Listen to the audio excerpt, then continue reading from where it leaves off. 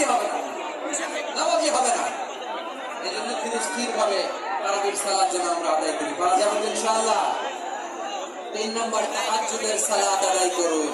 বছরের অন্যান্য সময় উঠতে পারি না, অনেকে বলে হুজুর উঠতে পারি না, কিন্তু রমাদান তন্দ্রা তন্দ্রা আমানাতান নুআসা কোরআনে এসেছে। আরেকটা আছে ঝিমুনি, ঝিমুনা ফুকুহু সিনাতু ওয়ালা নাওম। আল্লাহর তন্দ্রা নাই, ঘুম নাই, ঘুমের আগে যে তন্দ্রা আছে ওইটাও নাই। তাহলে নুআস প্ল্যান করব, ইফতার শেয়ার করব। কাউকে ইফতারি করালে সারাদিন রোজা রেখে তার যে সওয়াব, আপনি ইফতার করানোর কারণে আপনারা মনে হয় ওই সওয়াব আল্লাহ ঢুকাই দিবেন। সুবহানাল্লাহ।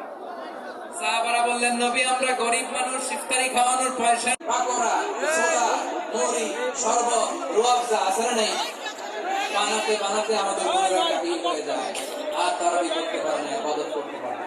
আমরা যেন আমাদের বন্ধের প্রতি ইহসান করি। পারবেন তো সবাই?